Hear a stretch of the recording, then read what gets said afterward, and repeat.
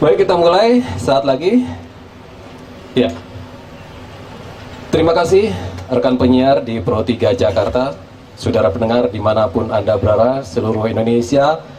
Selamat pagi, saya Budi Suwarno hadir menjumpai Anda di acara Sambung Rasa edisi 30 Oktober 2015.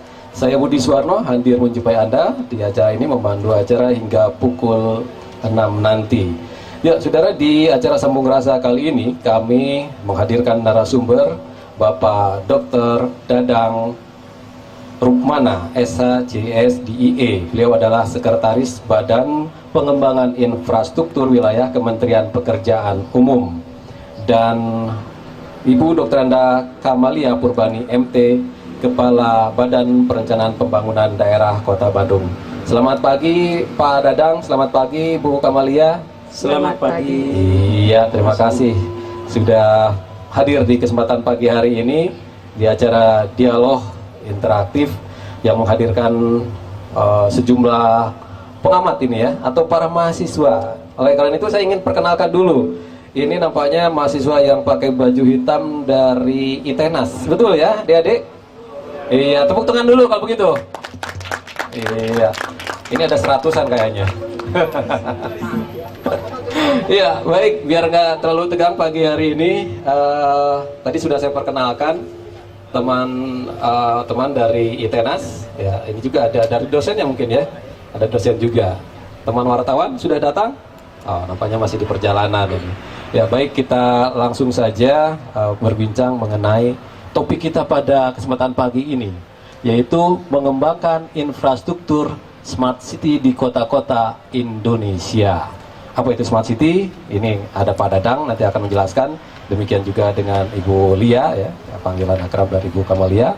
Apa itu Smart City? Dan adik-adik nanti bisa tanya ya, apa itu Smart City.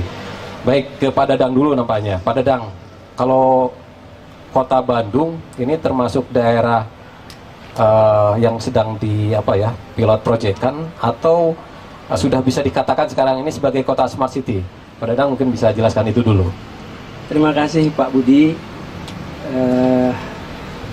Bandung merupakan salah satu kota metropolitan kita yang sedang didorong untuk menjadi Smart City atau kota cerdas. Gitu. Jadi kita bersama-sama pemerintah kota mengupayakan agar ke depan Bandung menjadi kota yang smart atau kota yang cerdas. Jadi maksud dari Smart City ini mengembangkan kota-kota menjadi kota cerdas, begitu ya Pak ya? Kota yang cerdas. Kota yang cerdas. Itu tentu perlu Pak, dukungan begitu, sarana, prasarana, termasuk juga apa yang harus dikerjakan oleh Kementerian Pekerjaan Umum. Dalam hal ini apa Pak peran dari BPIW sendiri Pak? Barangkali pertama kita coba definisikan dulu apa itu kota cerdas ya. Kota cerdas adalah kota yang memanfaatkan pengetahuan dan teknologi secara intensif untuk meningkatkan kualitas kehidupan sosial ekonomi masyarakatnya, meningkatkan kualitas lingkungannya, baik lingkungan fisik maupun lingkungan binaan, ya, dan tentu saja kualitas sosial budayanya. Yeah. Nah, jadi dengan menggunakan pengetahuan dan teknologi, khususnya memanfaatkan perkembangan teknologi komunikasi dan teknologi IT lah ya. IT gitu. Ya. Jadi ada saya kira definisinya. Nah, kemudian apa upaya kita di Kementerian Pekerjaan Umum? Karena Kementerian Pekerjaan Umum memiliki tugas dan tanggung jawab untuk mengembangkan kota-kota kita yang berkualitas ya dari seluruh aspek, maka kita mengembangkan satu program stimulus untuk mendorong kota-kota kita menjadi kota yang cerdas melalui transformasi program kota hijau menjadi kota cerdas, di mana di dalamnya nanti ada 8 komponen utama mengapa sebuah kota bisa dikategorikan sebagai sebuah kota cerdas. Gitu. Baik. Nanti saya juga tanya bagaimana sih perbedaannya dengan kota biasa ya. Tapi sebelum itu saya ingin ke Ibu Lia dulu.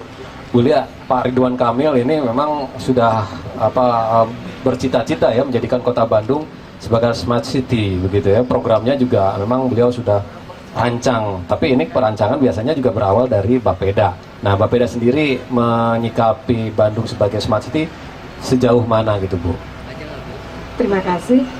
Yang pertama kita lakukan adalah untuk melihat kalau smart city itu memiliki indeks ya, indeks maturity. Jadi kalau ada beberapa klaster di situ, kalau kita melakukan kajian posisi Bandung ini di mana sih gitu. Nah itu dilihat, memang ada kajian yang dilakukan. Kemudian ternyata kalau indeksnya itu ada yang paling tinggi itu smart ya. Kemudian dia integrated. Nah, Bandung ini di tengah-tengah. Jadi dia itu scatter. Iya. Antara tadi integrated dengan smart. Jadi ada 5 kelas lah gitu ya. Nah, Bandung ini baru di tengah-tengah gitu. Jadi setengah cerdas tapi punya potensi gitu. Nah, kalau kemarin itu ada pengukuran indeks, Bandung ini untuk kategori kota metropolitan ini nomor 3. Tapi kemarin ada lagi pengukuran yang dilakukan oleh lembaga lain, itu nomor 2 gitu. Tapi apapun lah, tapi udah masuk the best 3 sih udah oke lah gitu ya. Nomor 1 masih Jakarta kalau gitu, Bu? Bukan, Surabaya. Malah Surabaya? Jakarta belum masuk. Belum masuk. Mungkin kelasnya beda gitu. Oke. Iya. Baik. Di sini adik-adik ya, sebelum dimulai ada yang mau bertanya lebih dulu atau mempersiapkan pertanyaan? Nampaknya masih mempersiapkan pertanyaan ya. Kalau biasanya kalau ujian menjawab pertanyaan soalnya. Sebelum bertanya masih bingung. Baik, Pak Dedang. Pak Dedang di Indonesia sendiri gitu ya. Ada berapa kota sebenarnya Pak yang sudah diprogramkan menjadi smart city, Pak? Kita memiliki 112 kota yang dibina sebagai kota hijau. Kota hijau. Yang nanti akan kita transformasikan menjadi kota cerdas. Bandung merupakan salah satu kota yang akan kita dorong, kita berikan stimulan agar menjadi kota cerdas tadi. Bersama dengan Metro Lampung, kemudian Yogyakarta, kemudian Semarang, kemudian Singkawang, Mataram, kemudian ada beberapa kabupaten yaitu Jombang dan Probolinggo ya. Probolinggo. Jadi sebenarnya ada 8 yang kita prioritaskan untuk didorong sebagai pilot project penerapan konsep smart city ini. Gitu. Kenapa Pak tadi ada pemilihan kota-kota yang nampaknya itu sangat beragam? Singkawang ada jauh begitu ya, Bandung itu sangat ramai begitu. Nah, ini beragam sekali. Kenapa Pak ada? Keberagaman ini kita pilih berdasarkan beberapa kriteria. Antara lain pertama dari besaran kota. Ada yang mewakili kota metropolitan, dalam hal ini Bandung. Ada yang mewakili kota besar. Ya, seperti Semarang, ada yang mewakili kota sedang dan juga ada mewakili kota kecil. Jadi kita sentuh seluruh magnitude perkotaan yang ada di Indonesia. Itu kriteria pertama. Kriteria kedua juga kita coba sebarkan keterjangkauan program ini ke kota-kota lain di luar Jawa yang mewakili Sumatera, Kalimantan, Sulawesi, dan Nusa Tenggara. Jadi untuk smart city ini tidak menjadi ukuran bahwa kota itu punya perguruan tinggi negeri atau perguruan tinggi yang banyak, Pak? Tidak ya. Jadi makanya nanti saya jelaskan komponennya apa. Gitu ya. Smart di sini bukan hanya bermakna pinter orangnya, gitu. Tapi ada 8 komponen, sehingga sebuah kota itu bisa nanti kita kategorikan sebagai kota cerdas. Iya. Kalau begitu 8 komponen itu apa saja, Pak? Komponen pertama tentu saja adalah smart community. Smart community. Jadi masyarakatnya yang cerdas, ya, karena ini merupakan modal sosial bagi pengembangan kawasan perkotaan dimanapun. Yang pertama. Yang kedua adalah perencanaan dan desain pengembangan perkotaan yang cerdas. Ya. yang smart, yang menggunakan seluruh pengetahuan dan teknologi terkini. Yang ketiga adalah smart transportation, atau sistem transportasi yang cerdas, dengan menerapkan konsep-konsep seperti TOD. Kalau jurusan planologi mestinya tahu itu TOD, ya kan, menerapkan konsep-konsep yang sama, menerapkan pengetahuan dan teknologi terkini, sehingga kota tersebut secara transportasinya lebih efisien dan efektif untuk membantu pergerakan manusia dan barang di dalam kota tersebut. Itu yang ketiga. Yang keempat adalah menerapkan konsep smart water management. Jadi bagaimana air itu bisa kita kelola, baik air baku maupun penyediaan air bersih bagi kepentingan masyarakat perkotaan. Ya, sebagai contoh misalkan, bagaimana caranya supaya air hujan itu tidak jadi run off, lari ke sungai, banjir, lari ke laut. Tetapi sedapat mungkin bisa menyerap ke dalam bumi di kota tersebut, bisa digunakan untuk berbagai kepentingan. Bahkan di beberapa tempat yang namanya median jalan itu di dalamnya itu kayak kolam panjang itu, sehingga pada saat musim kering bisa digunakan untuk menyiram. Ya, jadi termasuk air buangan dari rumah tangga itu nggak kita buang, tapi kita olah kembali yang bisa digunakan untuk misalkan untuk pembilasan, untuk menyiram tanaman dan lain-lain, sehingga kita menjadi lebih efisien dalam menggunakan air yang kian hari makin langka. Itu yang keempat. Yang kelima adalah penerapan konsep smart waste management. Jadi mengelola persampahan secara cerdas. Ya. Sekarang kan kita sudah tahu ada di villa, dipilih dan lain-lain. Tapi masalahnya tidak hanya berhenti di situ. Bagaimana itu bisa dilaksanakan? Ya. Kemudian bagaimana mentransformasikan waste itu menjadi energi, menjadi banyak hal, sehingga ada nilai ekonomi yang bisa membantu keberlanjutan dan ketahanan masyarakat perkotaan. Yang kelima ya. Yang keenam adalah smart building, green building. Ya, sebagai contoh di Kementerian PU ada 2 gedung yang menjadi contoh smart building di Indonesia. Seperti di ruangan saya itu ada sensor cahaya dan sensor panas. Jadi kalau di ruangan saya, kalau misalkan kita diem, itu listrik mati. Makanya harus ada yang bicara atau ada yang bergerak. Baru nyala. Kemudian AC itu akan berkurang fungsinya pada saat nggak ada orang atau bahkan mati. Kemudian cahaya dari luar itu full masuk ke dalam ruangan, tetapi panasnya tertahan ya oleh sistem material yang baik. Itu yang keenam ya. Betul. Yang kelima apa yang keenam lupa saya. Yang keenam selanjutnya adalah smart. Coba diulangi lagi ya. Smart community, smart planning and design, smart transportation, smart waste, smart water,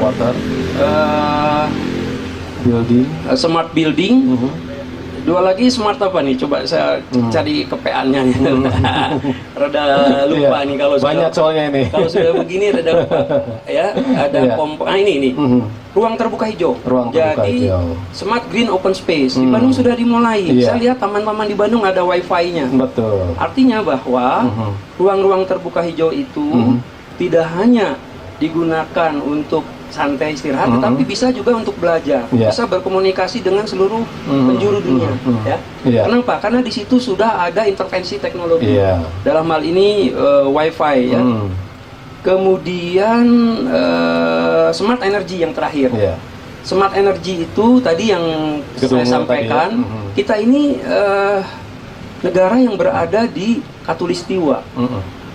Matahari itu bukan main, setiap hari ada. Tetapi kita yang paling sedikit menggunakan matahari untuk energi.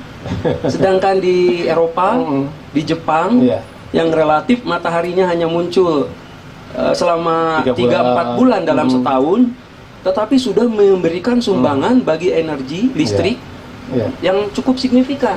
Jadi ini kebalik gitu. Kita yang banyak karena banyak yang banyak hambur-hambur. nggak digunakan, sementara energi fosil yang terbatas, yang mahal, yang membuat polusi kita gunakan. Nah, jadi rangkaian ke-8 komponen inilah apabila betul-betul diterapkan di seluruh kota kita, maka kota kita ini nanti akan dapat dikategorikan sebagai kota yang smart. Nah, kami juga akan ada penilaian sendiri, ya, bikin indeksnya, dan memberikan stimulus serta penghargaan bagi kota-kota yang berupaya menerapkan program ini. Ini adalah kelanjutan dari program Kota Hijau yang dicanangkan di Kementerian PU sejak tahun 2012. Gitu. Jadi next step dari Kota Hijau adalah kota cerdas. Gitu. Tepuk tangan dulu dong kalau gitu. Ini programnya sudah sangat bagus, tinggal kita implementasikan. Nah, kalau berbicara implementasi, Bu Lia, Bandung ini sudah nampaknya kalau di ini ada beberapa hal yang sudah dilakukan Bandung, tapi ada yang mungkin masih belum gitu ya, Bu. Ibu bisa mereviewnya. Ya, terima kasih. Tadi kembali Bandung ini progres ya, untuk Bandung ini sudah membentuk Dewan Smart City. Dewan Smart City. Ya, Smart City Council Bandung. Ini udah dibentuk pada bulan Juli tahun 2014. Siapa saja itu, Bu? Ketua umumnya adalah Dr. Ilham Habibie. Saya, bukan saya, Kepala Bapeda. Sebagai ketua harian, jadi daily lah, ngurusin dewan. Ini anggotanya stakeholder berbagai komponen, paling tidak akademisi, masyarakat dan pemerintah, tapi lebih banyak didominasi oleh bukan pemerintah. Jadi di situ tadi swasta ya, tapi sebelum Dewan Smart City itu terbentuk, Pemkot itu sudah membuat namanya master plan Smart City. Nah, kita udah membuat roadmapnya juga. Nah, ternyata setelah dibentuk council ini, karena orang pintar semua, ini sampai sekarang master plan-nya tuh belum disetujui. Jadi konsep Smart City itu sangat broad ya, banyak di mana-mana punya kekhasan sendiri gitu. Tapi memang akhirnya yang jadi enablernya memang information teknologi itu kan. Tapi walaupun master plan-nya kita katakan masih draft ya, karena belum disetujui oleh council ini, Pemkot tetap jalan dengan programnya gitu. Tadi menarik sekali ya yang disampaikan oleh Pak Dadang, karena jujur aja itu yang belum kami lakukan gitu. Jadi fokus dari kami Pemkot ini sekarang lebih ke smart government dulu. Smart government dulu. Bagaimana mengoptimalkan penggunaan teknologi informasi komunikasi itu untuk pelayanan publik, meningkatkan pelayanan publik. Kami berpendapat bahwa sebelum mendorong yang lain untuk smart, pihak-pihak lain ataupun sektor-sektor lain, pertamanya governmentnya harus smart dulu. Pelayanan publiknya harus benar dulu. Ini menjadi fondasi. Tapi sedang digarap juga smart transportation, terutama dengan kehadiran fenomena masa kini yang transportasi berbasis aplikasi itu juga menjadi salah satu bahan gitu bagi kami untuk dikembangkan. Dan saya rasa mungkin kita memang sangat bangga dan sangat berbangga hati dan senang sekali ketika dijadikan satu pilot project gitu, karena memang untuk larinya kan lebih ke environment ya, smart environment itu boleh jujur memang progresnya belum banyak, tapi si Pokjanya itu sudah sangat sudah ada gitu. Mereka ada yang mulai mengukur masalah limbah dan sebagainya. Jadi mereka sudah mau di Dewan Smart City. Cuma memang mungkin konsepnya belum matang juga. Tinggal digerakkan saja. Kelihatannya Bandung ini memang banyak sekali yang mau terlibat gitu, berpartisipasi. Oke, silakan sekarang teman-teman wartawan yang mau bertanya juga silakan, beri kesempatan, silakan. Dari mahasiswa? Oke, berdiri. Ya, bisa langsung ke depan. Ya, bisa pakai mikrofon wirelessnya. Dari mana ya, sebutkan namanya. Perkenalkan, saya Ririn, mahasiswa ITENAS Perencanaan Wilayah dan Kota. Kebetulan tadi udah disampaikan sama Ibu dan Bapak ini, pertama Ibu tadi menjelaskan bahwa posisi Kota Bandung itu sendiri ada di pertengahan, yaitu charter. Apa sih Bu langkah-langkah yang udah disiapin untuk Kota Bandung itu mencapai ke smart city? Terus Pak, kan tadi ada 8 komponen dalam pembentukan smart city itu di setiap kota.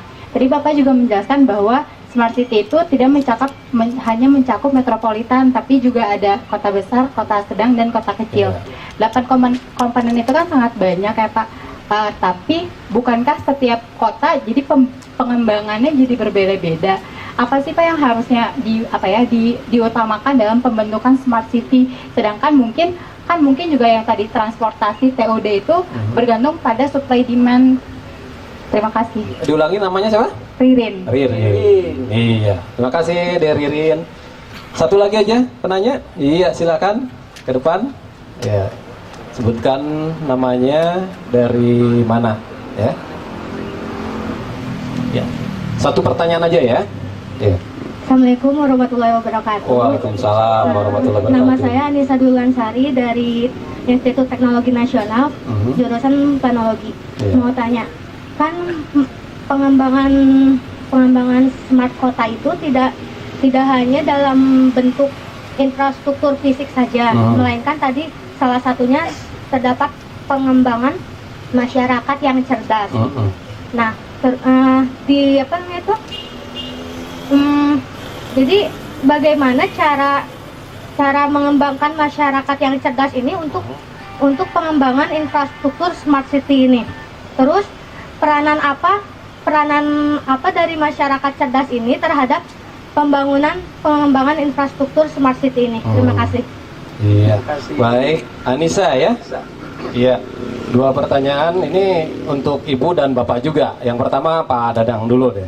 Ya, dari Ririn tadi. Terima kasih Pak Budi. Mbak Ririn, Teh Ririn ya kalau di Bandung. Jadi apa yang harus didahulukan gitu kan? Yang didahulukan tentu saja smart community, masyarakatnya, orangnya. Karena city is people. Kota itu orang yang utama, ya. Oleh karena itu maka upaya yang pertama adalah mengajak seluruh komponen masyarakat untuk menjadi bagian dari smart community ini. Kita ada metodenya. Di Bandung sudah terbentuk kelompok smart community ini, gitu ya. Kita fasilitasi, nah dengan berbagai kegiatan. Ada festival hijau, ada banyak hal, gitu kan.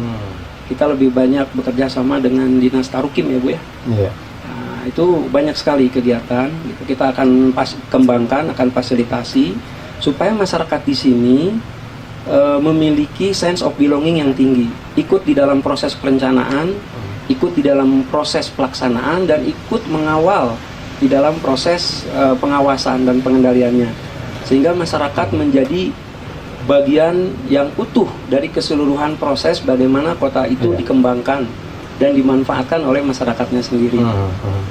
Jadi itu yang pertama. Sebab seperti yang disampaikan tadi sama Bu Lia, bahwa memang metodenya kita pertama ada master plan. Setelah master plan kita ada rencana aksi. Kemudian ada DED untuk beberapa kegiatan fisik. Setelah itu baru fisiknya. Seperti Bandung kita sudah bangunkan beberapa taman. Ya, termasuk yang di mana itu? Taman Sari bawah itu. Itu kita yang bersama SDA Sumber Daya Air di sungai itu. Sungai. Nah, itu juga didesainnya sama Pak Ridwan, Kang Emil, gitu kan. Jadi itu ada rangkaiannya, ada toolsnya, ada metodenya. Jadi tidak sekedar hanya wawasan, gagasan, tapi how to-nya kita bikinkan juga, gitu ya. Jadi semua kota harus punya master plan, smart city. Terus nanti harus disusun rencana aksinya, ya, roadmap-nya atau apapun namanya. Kemudian ada DED untuk fisik yang bisa kita berikan stimulus. Contohnya Bandung, kita berikan stimulus melalui program Ekodistrik, bantuan Perancis, gitu kan. Ini masih mencari bentuk apa sih yang bisa dilakukan di sini.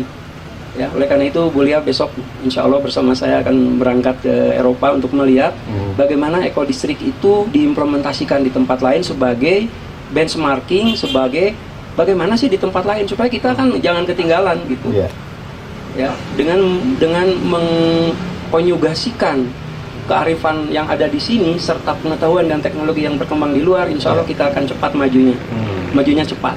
Itu yang pertama.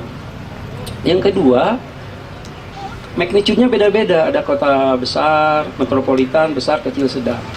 Ya tentu saja intervensinya beda-beda. Kita nggak membutuhkan TOD kalau di kota kecil. Di situ mungkin transportasinya aja cukup pakai kretek, kayak kuda, gitu kan. TOD itu salah satu contoh penerapan smart transportation untuk kota-kota besar dan kota-kota metropolitan, supaya intensif kita menggunakan sumber daya. Ya seperti contoh misalkan, kebanyakan kan perilaku kita ini rumah di mana-mana tersebar. Akhirnya dukungan infrastruktur harus kemana-mana juga. Coba kalau kita kelompokkan di sebuah tempat, jalannya ke situ, airnya ke situ, kan lebih murah. Tempat lain bisa kita gunakan untuk RTH atau untuk kebutuhan-kebutuhan publik yang lain. Jadi di sini kita smart menggunakan ruang, itu contohnya. Gitu. Jadi sesuai dengan kebutuhan, ya, termasuk tadi supply dan demand. Ya, TOD tentu saja di kota-kota seperti Bandung itu merupakan sebuah keharusan. Kalau enggak macet terjadi di mana-mana, penggunaan energi terhamburkan setiap saat sehingga kita nggak efisien, gitu kan? Sekira itu ya untuk yang pertama. Silakan Ibu dulu. Ya. Tadi pertanyaannya kan apa yang dilakukan oleh Kota Bandung untuk menuju tingkat yang tertinggi dari Smart City ya. Karena tadi disampaikan bahwa fokus pertama kami pada saat ini adalah memang smart government jadi yang kami lakukan adalah melakukan pemetaan. Karena sebetulnya semua aplikasi ataupun sistem-sistem informasi lain itu setiap SKPD itu memilikinya, tapi nggak terkoneksi dan tidak terintegrasi sehingga tidak tercapai gitu yang tujuannya. Jadi malahan tinggi gitu cost-nya, tapi sebetulnya hasilnya manfaatnya tuh sangat kecil. Nah, oleh karena itu tahun kemarin itu 2015 ini sekarang ini pada tahun ini dilakukan pemetaan dan ketahuan ini ternyata ini. Nah, tahun 2016 proses integrasi. Jadi sekarang proses integrasi, tapi sambil ini berjalan untuk smart government digarap juga smart transportation gitu. Kemudian juga ini kami sudah memiliki priority-nya untuk masing-masing itu. Tadi Pak Dadang juga menyampaikan untuk smart energy juga. Ini sudah mulai untuk penerangan jalan itu. Kita ya menggunakan yang dia bisa lampu sensor ya, kemudian sensor, berbasis solar juga. Dan banyak kolaborasi juga dilakukan dengan Jepang, dengan Korea yang mulai mengintroduksi tadi sama untuk arahnya ke smart energy. Kemudian juga bis untuk menggunakan bis listrik dan sebagainya. Memang didorong juga oleh Pak Wali Kota Bandung. Nah, kemudian yang tadi pertanyaan dari yang terakhir, Ririn, Aisyah, Anissa. Gerak ganti ya. Tadi arahnya, sebentar dulu, saya ini maklum sudah. Ini Pak Dadang yang jawab ya. Bukan infrastruktur ya. Oke, berarti bukan bagian saya. Tapi tadi kalau untuk Bandung memang terkait smart community ya. Smart community, kalau konsep smart city Bandung ini lebih ke connect, monitor and control gitu. Jadi memang pertama itu harus terhubung dulu gitu. Nah, terhubung ini ya semuanya terhubung gitu, dengan masyarakatnya, dengan apa. Jadi memang bagaimana untuk smart community masyarakat itu merasa terhubung juga gitu. Terhubung dengan pemerintah, dengan stakeholder lain juga, dengan kemudian bagaimana juga bisa memonitor juga gitu. Memonitor bagaimana penggunaan sumber daya, proses-proses governance gitu dan sebagainya. Kemudian bagaimana juga kita bisa mengontrol gitu semua itu. Jadi lebih ke situ sih kalau ininya.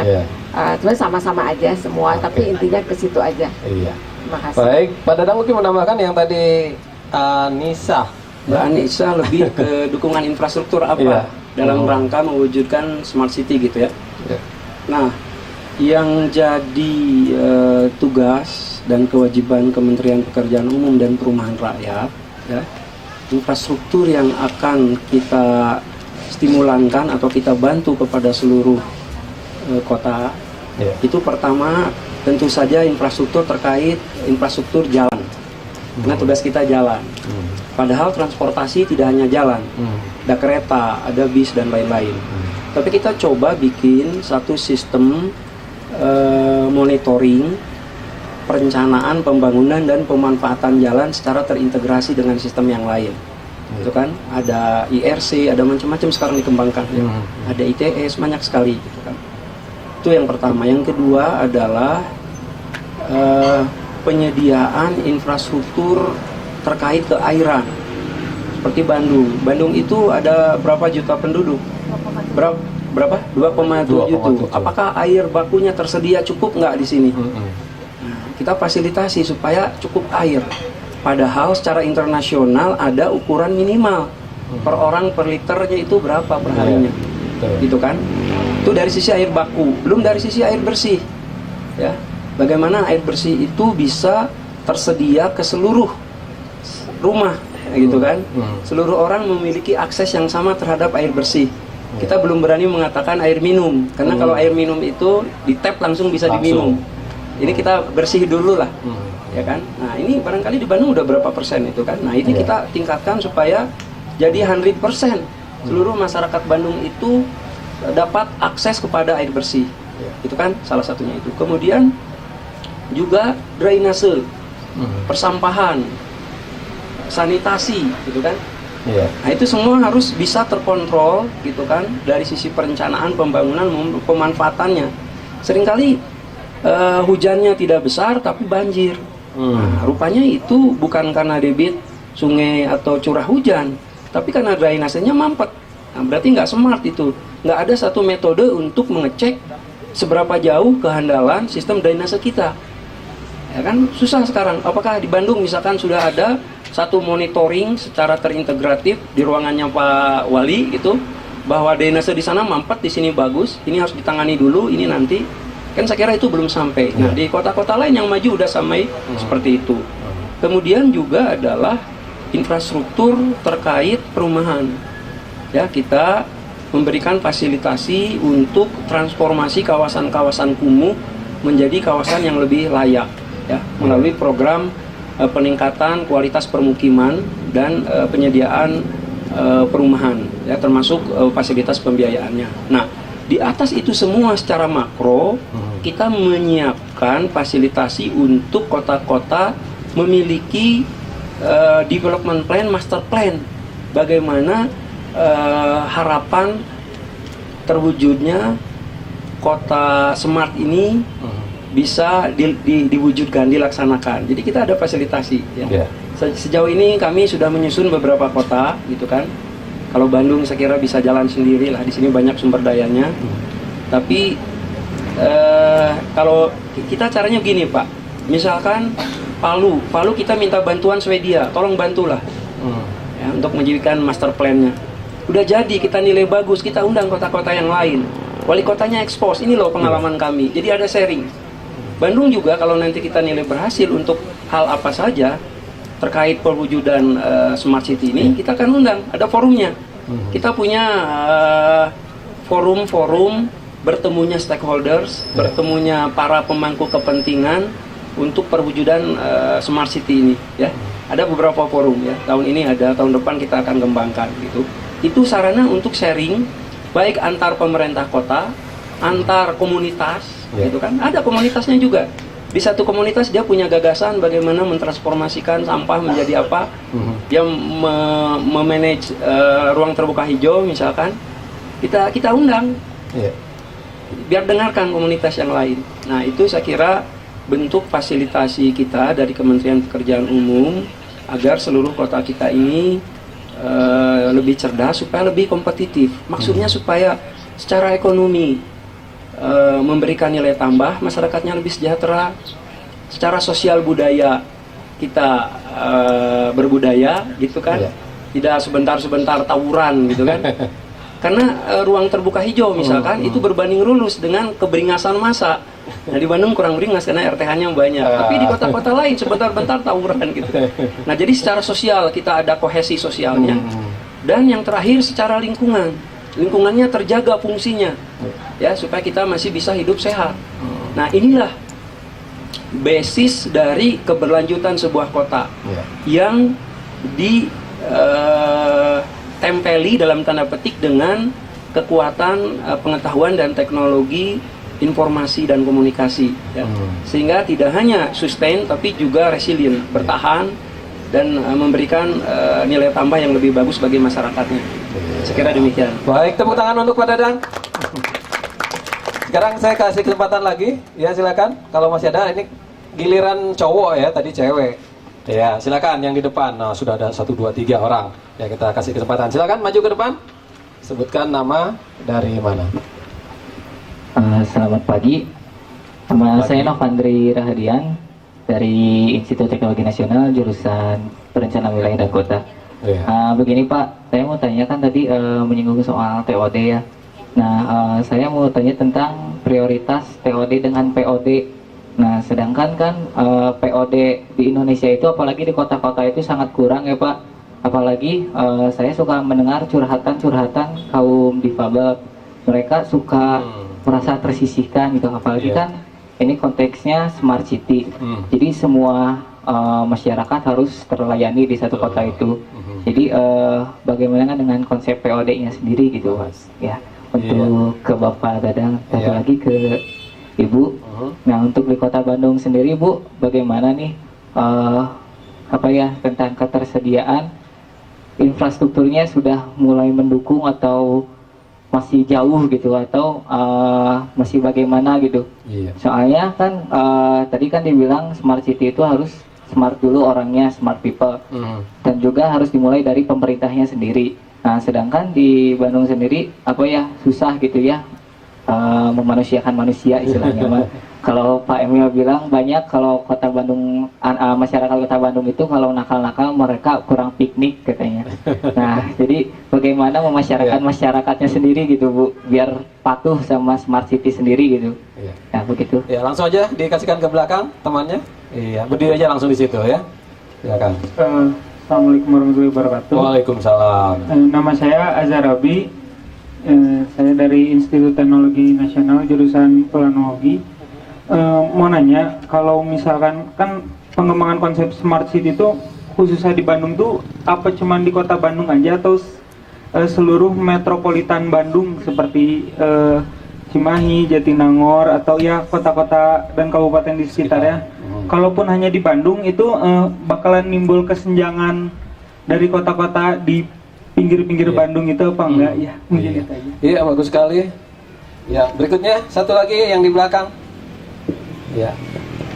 Ya, Assalamualaikum warahmatullahi wabarakatuh. Nama saya Dia dari Institut Teknologi Nasional jurusan Perencanaan Wilayah dan Kota. Yang ingin sebelumnya gini, Bandung itu kan kemarin tuh kalau misalnya Ibu tahu juga dapat award sebagai kota award kedua sebagai kota dengan indeks Smart City. Yang pertama itu Surabaya. Nah, yang ingin saya tanyakan sebenarnya di balik award itu tantangan apa sih yang dihadapi oleh Kota Bandung?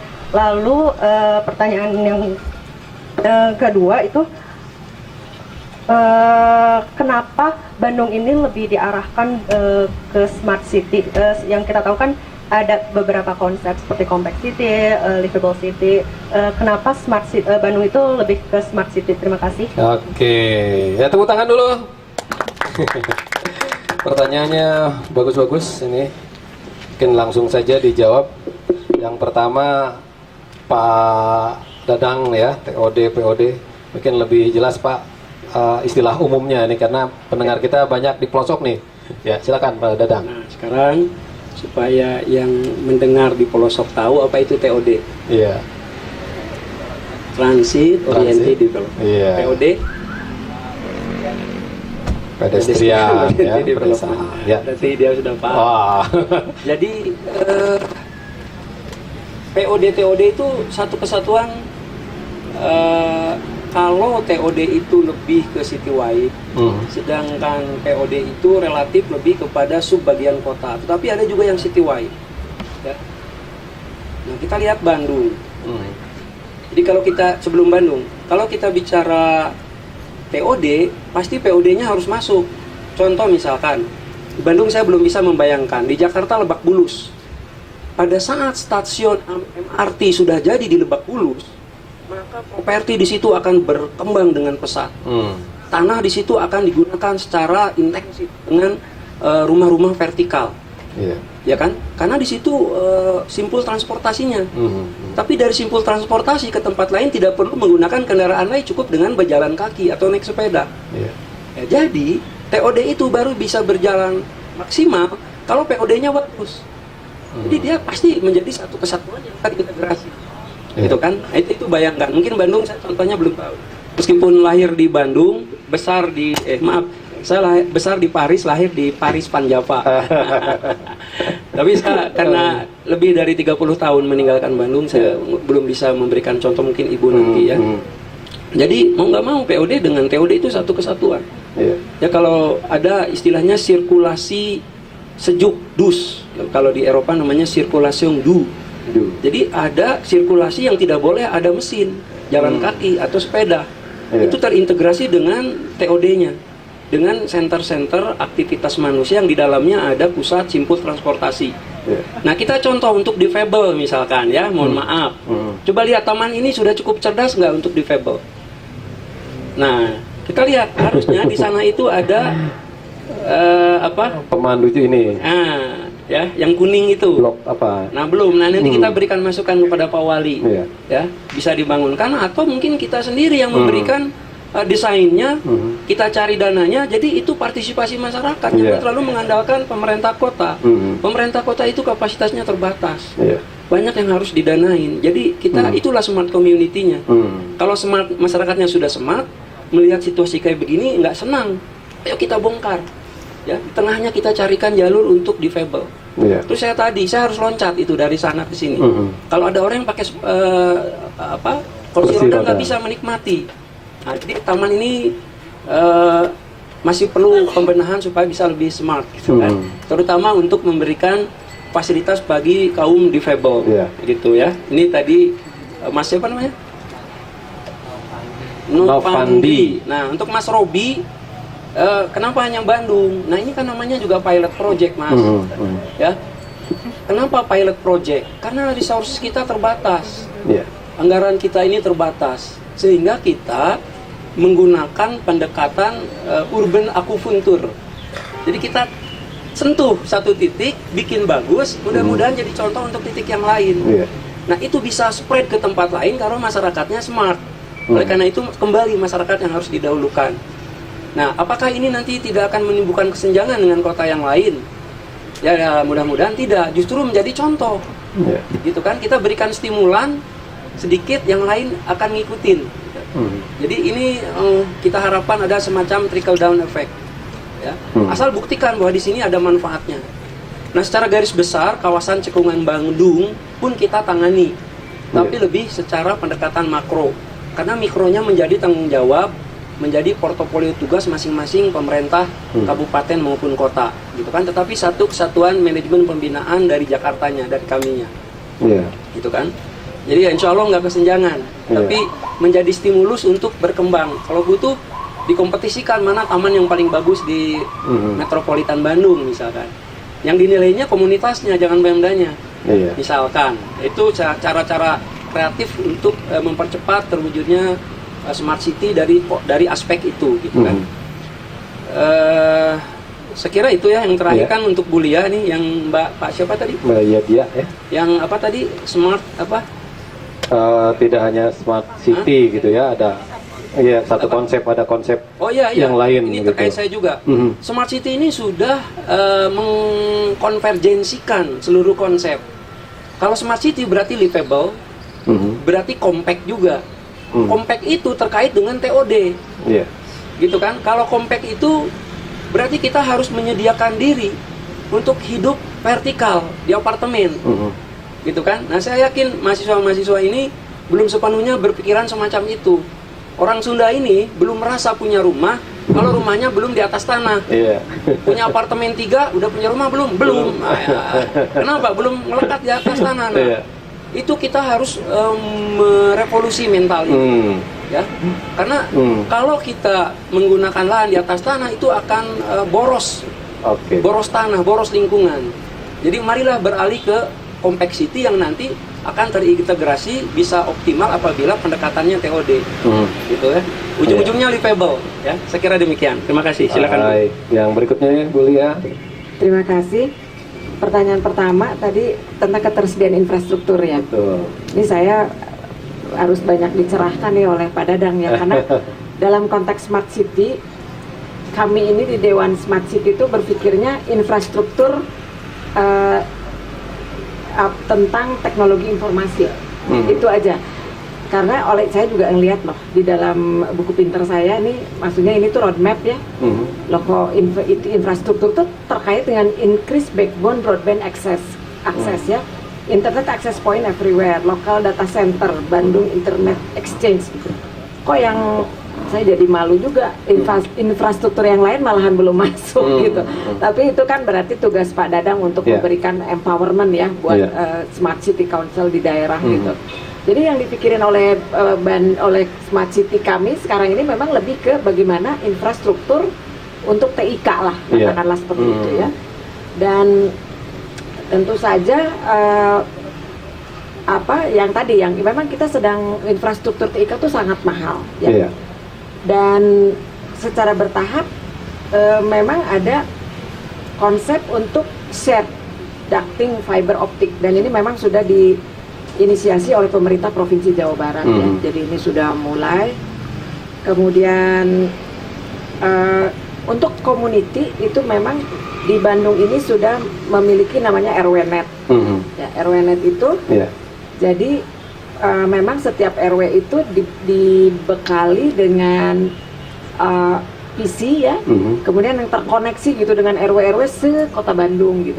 Diharapkan menjadi sebuah starting point gitu bagi RW-RW, bagi community se-Kota Bandung untuk merasa terhubung gitu.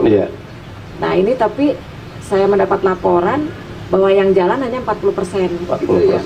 Jadi yang lainnya ya tidak jalan gitu, belum tapi terus gitu kita dorong ya supaya itu juga bisa lebih optimal gitu fungsinya.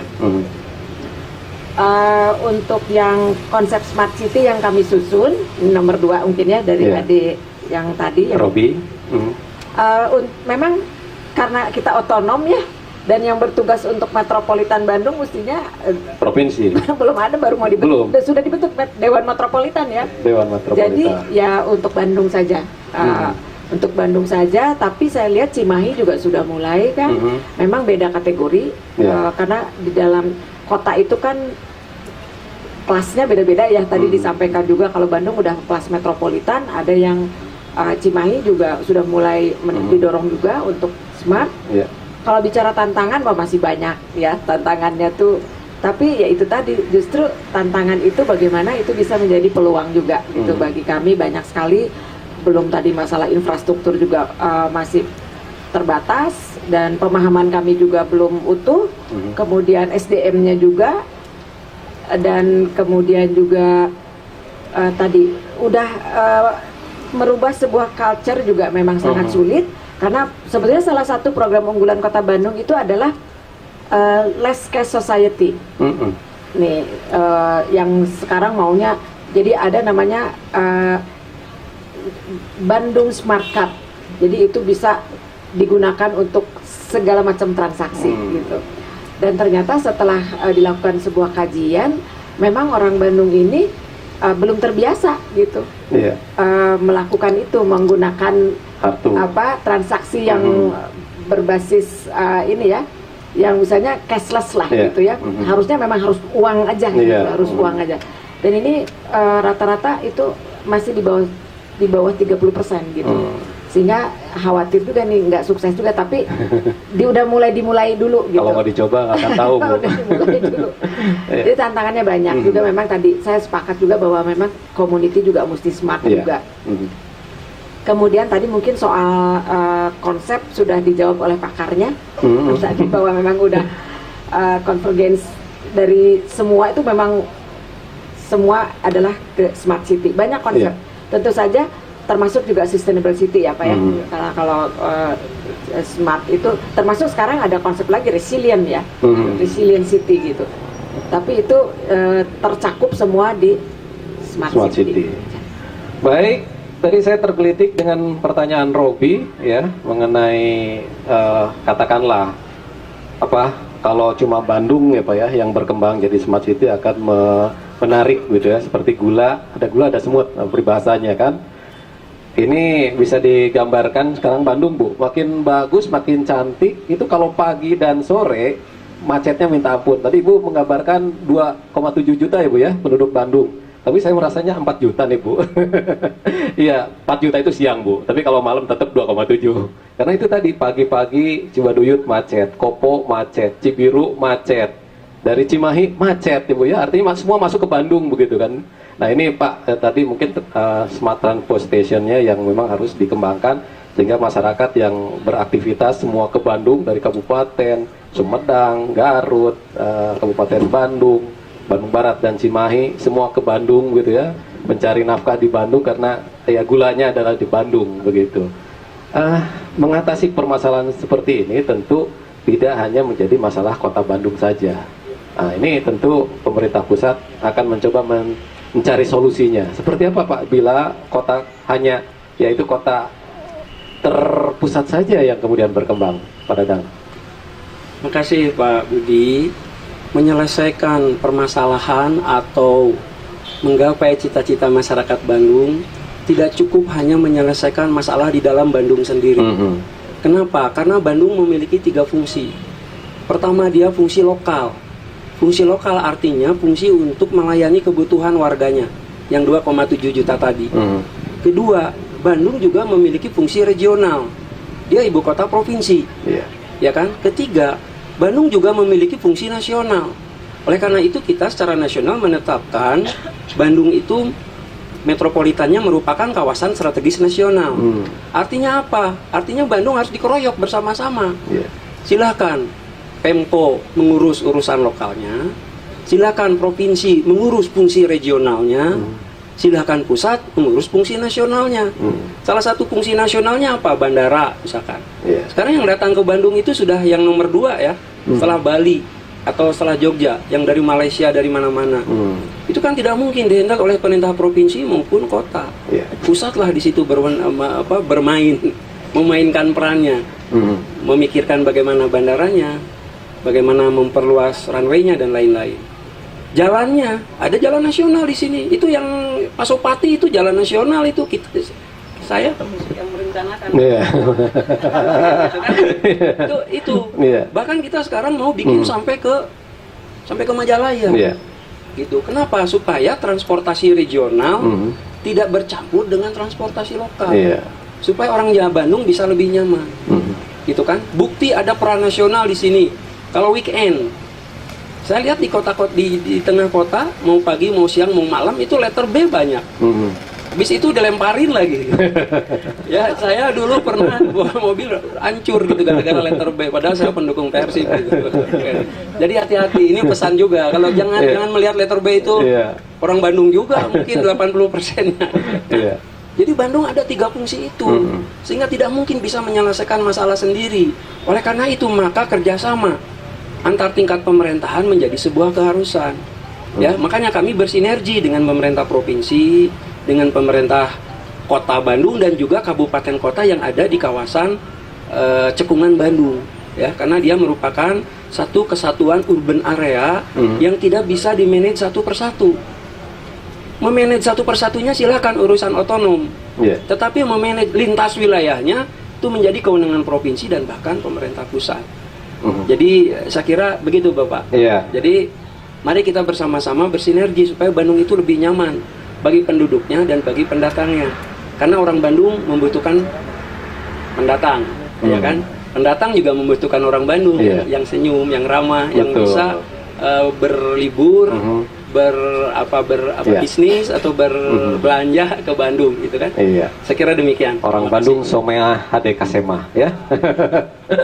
Baik, ini terakhir untuk Bulia. Bulia, sebenarnya kalau mewujudkan smart city ini kan tergantung juga pembiayaan begitu ya. Artinya ya harus juga ditunjang. Nah, APBD, APBN apakah sudah bisa mendukung Bandung sebagai smart city, Bu? komitmen ya, ini kan tergantung komitmen. Kalau komitmennya ada ya harus dialokasikan gitu. Bandung selalu setiap tahun ini memang Bapeda juga atas arahan Pak Wali Kota Bandung ini dari beranjak dari rencana yang sudah kita buat, kita membuat grand design-nya gitu untuk ini tahun ini apa nih tadi. Kemudian didirect aja dulu, jadi kita yang mengarahkan semua SKPD harus mengerjakan ini, karena supaya terintegrasi tadi. Betul. Kalau masing-masing kan tidak terintegrasi. Nah untuk peluang pembiayaan non APBD juga terbuka. Ya, saya rasa tadi juga banyak ya dari pusat, dari provinsi juga. Kemudian juga dari beberapa negara sahabat yang sekarang ini banyak bekerja sama dengan Kota Bandung. Tapi ada challenge tadi ya, bahwa contoh kemarin ini ada dari pihak Jepang ini mau bekerja sama dalam menyediakan yang electric vehicle gitu ya, untuk tapi lebih ke yang transportasi massal. Mereka akan membiayai, tapi mereka punya syaratnya, jadi harus ada kerjasama tuh dalam arti mereka menyediakan separuh dari biaya, Pemkot separuh dari biaya gitu. Nah pas mau lelang kebingungan sendiri, belum ada contohnya, katanya satu barang dibiayai dari dua sumber. Nah gara-gara urusan pengadaan barang, ini jadi nggak maju-maju Pak. Ini contoh aja Pak, kebingungan sendiri karena Bandung tuh belum pernah gitu seperti itu, skema-skema pembiayaan seperti itu belum dilakukan dan mentok di procurement. Jadi akhirnya, waduh ternyata ini ya kadang mungkin juga jadi challenge juga nih buat yang seperti itu, ternyata payungnya belum ada gitu yang seperti itu. Sementara Bandung udah sampai kemana kan ini, tidak tertutup kemungkinan akan banyak terjadi gitu ke depan, jadi sharing cost ya untuk sebuah project gitu dengan benda yang sama gitu, termasuk juga untuk untuk pengelolaan limbah juga itu mereka sama seperti itu juga, terkendala seperti itu gitu. Tapi intinya peluang selalu ada gitu, dan memang dengan Pak Wali Kota yang sekarang ini yang begitu progresif sekali gitu ya, banyak ini tawaran-tawaran untuk bekerja sama terutama dengan negara Eropa juga, karena mereka mungkin sudah lebih maju gitu dalam teknologinya untuk bekerja sama. Tetapi memang sekarang kan modelnya tidak hanya tangan di bawah, jadi memang namanya kolaborasi gitu, kerjasama. Ya, terakhir ke Pak Dadang, ini karena BPIW ini juga badan baru ya, sebenarnya apa sih peran tugas fungsi dari BPIW ini Pak? Terima kasih Mas Pak Kang Budi ya. BPIW ini merupakan hasil dari inovasi kelembagaan dalam rangka inovasi perencanaan dan pemrograman infrastruktur yang terpadu dan sinkron Pak. Jadi ini merupakan semacam pusat perencanaan dan pusat pemrogramannya kementerian, kayak semacam bapedanya lah gitu kalau di daerah itu. Ya, dia memiliki 4 fungsi utama. Yang pertama adalah memastikan perencanaan infrastruktur itu terpadu. Kedua, memastikan bahwa pemrogramannya pun sinkron, baik dari sisi lokasi, fungsi, besaran maupun juga lokasinya. Juga yang ketiga adalah memiliki fungsi untuk mengembangkan wilayah-wilayah pengembangan strategis ya, dalam rangka menetapkan kawasan-kawasan yang prioritas. Karena wilayah kita ini luas, kita tidak mungkin secara bersama-sama tangani gitu. Oleh karena itu perlu ada prioritisasi ya, yang prioritas ini paling tinggi apabila dia memiliki kontribusi yang signifikan bagi pertumbuhan serta memiliki kontribusi yang signifikan pula untuk mengurangi kesenjangan. Itu fungsi yang ketiga. Fungsi yang keempat adalah menyiapkan konsep-konsep dan implementasi pengembangan kawasan perkotaan dan hinterlandnya, perkotaan dan pedesaan ya.